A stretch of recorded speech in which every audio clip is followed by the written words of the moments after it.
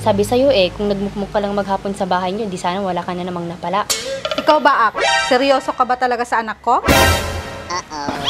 Mela, may tubig ba kayo dyan? Ay, inuma. Hindi makaangis. Sandali lang, kukuha ako. Ako nang kukuha, anak. Yeah, boy. Anjay, uwi na tayo. Nasabi mo na ba lahat ang gusto mong sabihin kay Myla? Basta, uwi na tayo. Pagsabihan mo nga yung kaibigan mo, Anje. Ang lakas ng bagbagtik niya. Kuha niya pa mga asar. Presi gamit Kaya nga pumunta tayo dito para makipag-ayos ka. Nakikipag-away ka naman. Ibaganan tuming amin nga bagtit na. Kung ikaw mo, sinasabihan mo ako ng ampang. Ay nako, hindi kayong mag-aayos kung ganyan kayong dalawa. Anong ayos-ayos yan?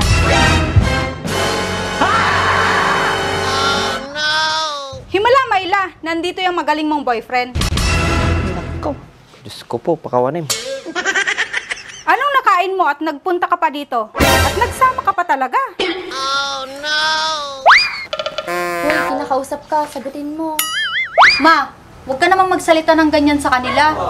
Mamaya mag-walk out yung isa dyan. Mahimatay pa sa kinauupuan niya.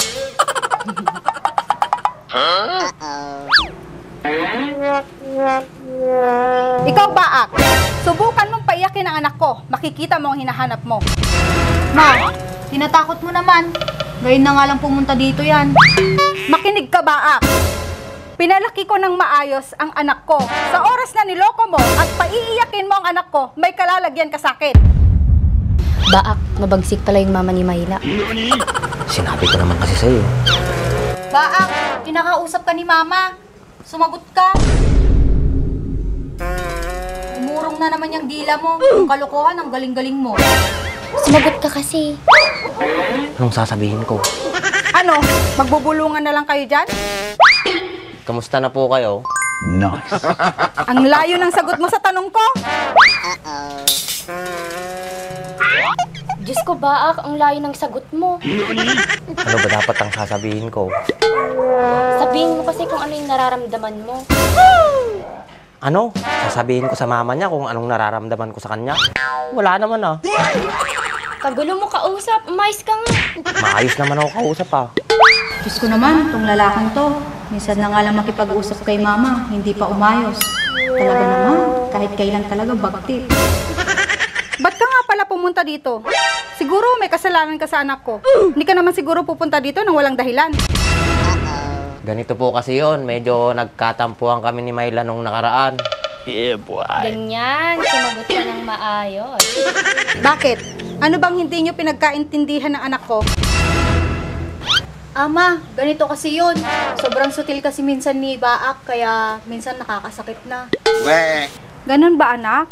Pag may hindi kayo pagkakaunawaan, pag maliit lang na bagay, huwag nyo nang palakihin. Sana mayat sa yes, mga pag-asa piniinang ni Myla. Salamat ka, Baak. Nakaharap tayo kay Mama. Hindi pa ako nakaget over sa ginawa mo. Baak, biglang nag-iba yung ihip ng hangin. Yeah, boy. Sana Oo nga, nakakapanibago. Buti na lang pumunta tayo dito. Sabi sa'yo kung nagmukmuk ka lang maghapon sa bahay niyo, di sana wala ka na namang napala. Ikaw, Baak? Seryoso ka ba talaga sa anak ko? Mela, may tubig ba kayo dyan? Ay, inuma. Hindi makaangis. Sandali lang, kukuha ako. Ako nang kukuha, anak. Yeah, boy. Anjay, uwi na tayo. Nasabi mo na ba lahat ang gusto mong sabihin kay Myla? Basta, uwi na tayo. Bakit ka nagmamadaling umuwi? Pasalamat ka, andyan si Mama. Baka pag sinabi ko yung totoo sa kanya, baka mas lalo pang magalit sa'yo. Wala naman talaga akong balak mapandito. Nandiyan nga, main. Ikaw na nga lang tong tinutulungan, ayaw mo pa ata. Mela, uwi na kami. Ikaw, Baak, di pa ako tapos sa'yo. Ayaw ni Mama na nag-aaway tayo. Ba't di mo kasi sinabi yung totoo? Bagtit, nag-iisip ka ba? Kapag sinabi ko yung totoo, edi mas lalong magagalit sa'yo si Mama. Kasi sige raw, dagahit ka, main. Hindi mo pa nasabi lahat ng gusto mong sabihin, uwi na tayo? Hayaan mo na, Angie, kung anong desisyon niya. Ganyan naman yan, manhid. Walang kalambing-lambing sa katawan, di marunong manuyo. Hayaan mo, pagsasabihan ko na lang. Buti kung papakinggan ka niyan, bagtit yan. Agawid tanan di, agbusi-busingar man jagong nan. Tsaka habang awan ni mama na. Sige, Mayla. Tandaan mo ba, Ak? Di pa tayo tapos. May araw ka din sa akin. Araw-araw, kung gusto mo, gabi-gabihin mo na rin. Buisit ka talaga! Pumunta ka pa dito para mang-asar?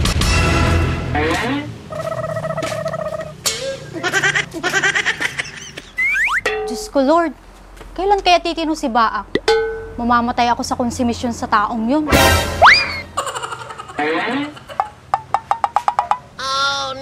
Oh, nasaan na yung iinom ng tubig, anak? Umuwi na, Ma. Natatai daw. Kakausapin ko pa naman sana yung tao. Huwag mo nang kausapin si Baak, Ma. May stress ka lang doon. Di marunong sumagot ng maayos yun. Bakit parang ang laki ng pinagbago ni Baak, anak? Bakit, Ma?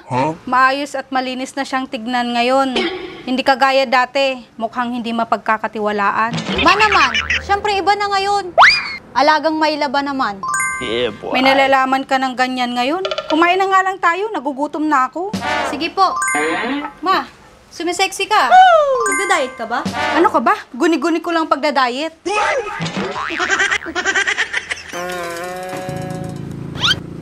Sira ulo ka talaga. Bakit ganun ka makipag-usap kay Mayla? Paya nga, main. Hindi mo pa nasabi yung gusto mong sabihin, nag-aya ka na umuwi. Baka kasi ano-ano tanungin ng nanay niya. Anong sasagot ko doon? Sa bagay, kailan mo ulit kakausapin si Mayla? Baka ala na dita na agkross tilandas me. Cross ng landas, parang ang layo niyo naman sa isa't isa. Hindi, naniniwala ka ba sa destiny? Oo. Bakit? Parang ganun kasi yon. Uray ay napapanak, no talaga agkross tilandas me. That's we call destiny. Ang dami mong alam, kaya ka tinatawag na Baak. Kasi ganyan yung pananaw mo sa buhay. Kapaya, no madagkross tilandas me, bawi next life. Ang sarap mong hambalusin sa ulo. Kung ano-ano pinagsasabi mo, may pa next life ka pang nalalaman.